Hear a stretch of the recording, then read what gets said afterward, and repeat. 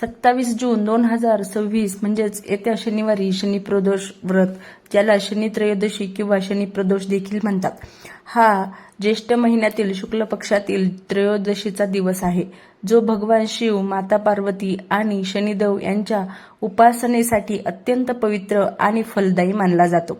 शनी प्रदोष व्रताचे महत्त्व जाणून घेऊया. शनिवारी येणाऱ्या प्रदोष व्रताला विशेष महत्त्व असते, कारण यामुळे शिवपूजेसोबतच शनिदेव प्रसन्न होतात असे मानले जाते की या दिवशी व्रत केल्याने आणि पूजा केल्याने शनिदोष हा उदाहरणार्थ 7.5 किंवा ढय्या कमी होतो आणि सर्व मनोकामना पूर्ण होतात. पूजेचे शुभ मुहूर्त सुद्धा जाणून घेऊया. तर प्रदोष काळ जाणून घेऊया. प्रदोष काळात संध्याकाळी शिवपूजा करणे सर्वोत्तम मानले जाते. या दिवशी संध्याकाळी 7:23 तर रात्री 9:25 दरम्यान पूजेसाठी उत्तम वेळ उपलब्ध आहे. पूजेची सोपी पद्धत. शिवपूजा. प्रदोष काळात भगवान शिवाला जल, बेलपत्र, अक्षदा, दूध आणि फुले अर्पण करा. शनिदेव पूजा. शनिदेवाला मंदिरात जाऊन मोहरीचे तेल आणि काळे तीळ अर्पण करा आणि मंत्र जाप. पूजा दरम्यान ओम शिवाय किंवा शनिदेवाचा मंत्र ओम शनेश्वराय नमः चा जप करा. तर तुम्ही दोन्ही मंदिरामध्ये जाऊन जप करू शकता. त्यानंतर पूजेनंतर गरजू व्यक्तीला किंवा मंदिरात काळे तीळ, काळे उडीद, काळे कपडे दान करा, म्हणजे शनिदेव जे आहे आणखीन तुमच्यावर प्रसन्न होतील. त्यानंतर 27 जून हा 5 राशींसाठी एक अतिशय विशेष दिवस मानला जातो. शनिदोषापासून मुक्ती मिळवण्यासाठी प्रभावी आणि कार्यक्षम उपायाबद्दल जाणून घेऊया. तर 27 जून शनी त्रयोदशी पॉवरफुल शनिदोष योग जो आहे असलेल्या 5 राशींसाठी खूपच महत्वाचा आहे. नशीब पालटण्याचा दिवस. शनी परीक्षेत काय काळजी घ्याल, तुमची रास कोणती जाणून घेऊया. तर जेव्हा कोणाच्या आयुष्यावर वारंवार अडचण येत असेल तर आपसुकच तोंडून येतं शनी मागे लागला आहे असं. तर ज्योतिषशास्त्रानुसार किंवा मग माहितीनुसार शनिदेव यांना कर्माचे फळ देणारी देवता असे म्हटले आहे आणि शनी 7.5 हा अत्यंत कठीण काळ मानला जातो.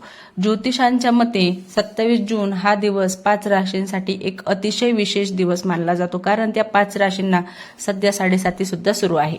शनी दोषापासून मुक्ती मिळवण्यासाठी प्रभावी आणि कार्यक्षम उपायाबद्दल जाणून घेऊया. तर येत्या शनी त्रयोदशाच्या दिवशी म्हणजे त्रयोदशी ही पॉवरफुल तर आहेच, दिवस पालटण्याचा दिवस आहे आणि तुम्ही होईल तितके उपाय या जर दिवशी केले तर तुम्हाला नक्कीच फळप्राप्ती होईल. तर यावेळी हा योग 27 जूनला आलेला आहे आणि असा योग परत परत जुळून येत नाही. हा योग जो आहे खूपच कार्यक्षम मानला जातो. शुक्ल पक्षातील त्रयोदशीचा दिवस भगवान शनीच्या पूजेसाठी सर्वोत्तम योग्य मानला जातो. सध्या 3 राशी या 7.5च्या प्रभावाखाली आहेत, तर बाकीच्या 2 राशी शनीच्या ढय्या अवस्थेतून जात आहे. याचा अर्थ असा की सध्या 5 राशी शनीच्या मोठ्या प्रभावाखाली आहेत, ज्यामुळे हा दिवस त्यांच्यासाठी विशेष महत्वाचा ठरतो. तर शनीचा परिणाम किंवा मग शनीचा काळ राशीवर कसा परिणाम करत आहे आणि त्यापासून आराम मिळवण्यासाठी कोणते उपाय करता येतील याबद्दल आपण जाणून घेऊया. तर सर्वात अगोदर ही आहे मेष राशी. तर मेष राशींसाठी हा काळ खूपच उत्तम ठरणार आहे, कारण त्यांना सध्या 7.5 सुद्धा सुरू आहे. तर मेष राशीवरही शनीच्या 7.5चा प्रभाव आहे, ज्यामुळे करिअर किंवा व्यवसायात प्रयत्न वाढू शकतात आणि परिणाम मिळण्यास विलंब होऊ शकतो. नात्यांमध्ये काही तणाव किंवा गैरसमज होण्याचीही शक्यता आहे. अशा वेळी घाई टाळणे आणि संयम बाळगणे उत्तम आहे. त्यानंतर दुसरी आणि महत्वाची राशी सिंह राशी. सिंह राशीवर सध्या शनीचा ढय्याचा प्रभाव आहे, जो प्रामुख्याने मानसिक ताण आणि आत्मविश्वासाच्या कमतरतेच्या रूपात दिसून येतो. कामाच्या ताणासोबतच आरोग्यावरही थोडा परिणाम होऊ शकतो. या काळात संघटित राहणे आणि गरजू लोकांना मदत करणे दिलासा देऊ शकतो. तर तुम्हाला होईल तितकं तुम्ही या ज्या काळामध्ये आहे गरजूंना मदत करा आणि थोडंसं संघटित आणि शांततेत राहा. त्यानंतर तिसरी रास धनुरास. तर धनुराशीवरही शनीच्या ढय्याचा प्रभाव आहे, ज्यामुळे आर्थिक खर्चात अचानक वाढ होऊ शकते किंवा काही कामात अडथळे येऊ शकतात. चिंता आणि अस्थिरता देखील कायम राहू शकते. अशा वेळी संयम बाळगणे आणि भक्तीचा अवलंब करणे उचित आहे. होईल तितकी तुम्ही शनी महाराजाची भक्ती करू शकता आणि संयम बाळगा, दानधर्म सुद्धा करा. त्यानंतर कुंभ राशी सुद्धा जाणून घेऊया. तर कुंभ राशी सध्या शनी 7.5 खालून जात आहे शनीच्या 7:30च्या काळात आहे, ज्यामुळे जीवनात काही उलथापालथ होऊ शकते किंवा कठोर परिश्रम करूनही प्रगती मंदावू शकते. कामात विलंब, अस्वस्थता किंवा निर्णय घेण्याबाबत संभ्रम यासारख्या परिस्थिती निर्माण होऊ शकतात. तथापि शनीचा हा प्रभाव शिस्त आणि संयम देखील शिकवतो, जे दीर्घकाळात फायदेशीर ठरते. त्यानंतर मीन राशी सुद्धा जाणून घेऊया.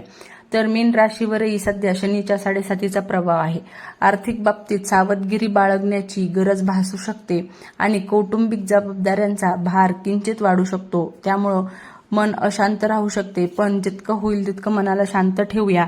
धार्मिक कार्यामध्ये, सेवामध्ये हा काळ दिलासा देऊ शकतो. तुम्ही होईल तितके धार्मिक कार्य करा, होईल तितकं दानधर्म करा, होईल तितकी पूजा करा, जप करा, तप करा. शनी महाराजांची तुम्हाला नक्की फायदा होईल. शनी दोषापासून मुक्ती मिळवण्यासाठी काही उपाय सुद्धा जाणून घेऊया. तर महत्त्वाचे उपाय आहेत, तुम्ही या त्रयोदशी म्हणजेच शनी प्रदोषाच्या दिवशी करू शकता. तर संध्याकाळी शनी मंदिरात जाऊन शनिदेवाच्या मूर्तीला मोहरीचे तेल अर्पण करा. तेल अर्पण करताना त्यांच्या डोळ्याकडे नव्हे तर पायांकडे पाहण्याचे लक्षात ठेवा. संध्याकाळी पिंपळांच्या झाडाखाली मोहरीच्या तेलाचा दिवा लावा. त्याची 7 किंवा 11 वेळा प्रदक्षिणा सुद्धा करा. त्यानंतर ओम शम शनैश्वराय या मंत्राचा होईल तितका जप करा. हवं तर मंदिरात करा, झाडाजवळ करा पिंपळाचे, किंवा मग घरी येऊन सुद्धा करू शकता. पण होईल तितका या दिवशी नक्की मंत्राचा जप करा. या दिवशी भक्तिभावाने हनुमान चालीसा सुद्धा वाचू शकता, बजरंग बाण सुद्धा वाचू शकता, कारण शनी आणि हनुमानांचं खूपच हे आहे. शनीचा आशीर्वाद मिळतो असा विश्वास आहे. आपण जितकी हनुमानाची भक्ती केली तर आपल्याला शनिदेवाचा आशीर्वाद मिळतो. गरजू व्यक्तीला काळे तीळ, काळे उडीद, लोखंडी भांडी, काळे कपडे किंवा मग काळी छत्री सुद्धा दान करू शकता. आता पावसाचे सुद्धा दिवस आहे. तीव्र शनी दोष असल्यास शिवलिंगाला पाणी आणि काळे तीळ अर्पण करा आणि किमान 108 वेळा महामृत्युंजय मंत्राचा जप करा. ज्येष्ठ महिन्यातील शनी प्रदोष व्रत, मुहूर्त, पूजा पद्धत, महिन्यातील शनी प्रदोष व्रत, मुहूर्त, पूजा पद्धत सर्व जाणून सुद्धा घेऊया. तर भगवान शिवांना समर्पित असलेल्या अनेक दिवसांपैकी एक महत्त्वाचा दिवस म्हणजे प्रदोष. प्रत्येक महिन्यात प्रदोष ही तिथी येत असते. प्रदोष हा कोणत्या वारी येतो हे महत्त्वाचं नाही, पण प्रदोष तिथी महत्त्वाची आहे. त्यानुसार त्याचे महत्त्व सुद्धा बदलत जाते. प्रदोष काळ हा संध्याकाळ आणि रात्रीच्या सुरुवातीच्या मध्यंतराचा काळ असतो. म्हणजे साधारणपणे सूर्यास्ताच्या 1.5 तास आधी ते सूर्यास्ताच्या 1.5 तास नंतरचा हा काळ त्रयोदशीचा तिथीचा मानला जातो. प्रदोष काळात महादेवाची पूजा करणे अत्यंत शुभ मानले जाते. या ज्येष्ठ महिन्याच्या शुक्ल पक्षातील त्रयोदशी तिथीला शनी प्रदोष व्रत पाळले जाते. त्रयोदशी शनिवारी येत असल्यामुळे हे शनी प्रदोष व्रत आहे. शनी प्रदोष व्रताच्या दिवशी 3 शुभयोग तयार होत असतात, जे या दिवशी उपवास करून भगवान शिवांची पूजा करतात. त्यानंतर त्यांना संतती सुद्धा, ज्यांना संतती प्राप्त होत नाहीये तर ते सुद्धा शिवांची पूजा केल्यामुळे संतती प्राप्त होऊ शकते. यावेळी भक्तांना शिवपूजेसाठी 2 तास 1 मिनिटाचा शुभ वेळ मिळेल. ज्येष्ठ शुक्ल त्रयोदशी तिथीची सुरुवात शुक्रवारी 26 जून रोजी रात्री 10:22 होईल. ही तिथी 28 जून मध्यरात्री 12:43 संपेल. त्यामुळे प्रदोष काळानुसार शनी प्रदोष व्रत शनिवार आणि या रोजी पाळले जाईल. शनी प्रदोष व्रत करणाऱ्यांना सायंकाळी 7 ते 20 वाजता पूजा करायला सुरुवात करावी. शुभ वेळ रात्री 9:23 वाजता संपेल.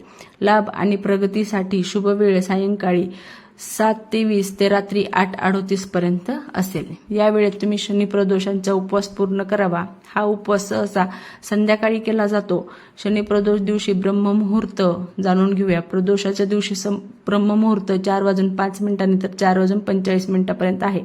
या काळात तुम्ही अंघोळ करू शकता. शनी प्रदोषाच्या अभिजित मुहूर्त 11:56 तर 12:52 पर्यंत आहे. निशिता रात्री 12:04 ते 12:44 पर्यंत आहे. शनी प्रदोष व्रताच्या दिवशी 3 शुभयोग तयार होत आहेत. रवी योग व्रताच्या दिवशी 10:11 वाजल्यापासून तयार होईल आणि दुसऱ्या दिवशी म्हणजेच 28 जून रोजी पहाटे 5:26 पर्यंत वैध राहील. रवी योगादरम्यान शुभ कार्य करणे अत्यंत फलदायी ठरते. शनी प्रदोष व्रत भगवान शिव, माता पार्वती आणि शनिदेवाची पूजा करण्यासाठी विशेष दिवस आहे. असे मानले जाते की हे प्रदोष काळात भगवान शिव स्वयं शिवलिंगात प्रकट होतात आणि यावेळी भगवान शंकराची पूजा केल्यास विशेष फल प्राप्त होते. अशी मान्यता आहे. शनी प्रदोष व्रत केल्याने शनीशी संबंधित अशुभ योग दूर होतात आणि शनिदेव शांत राहतात. शास्त्रानुसार शनी प्रदोष व्रत केल्यास व्यक्तीला दीर्घायुष्यासह सुख समृद्धी प्राप्त होते. याशिवाय कुंडलीत शनीच्या शुभतेसोबतच चंद्रही लाभ देतो.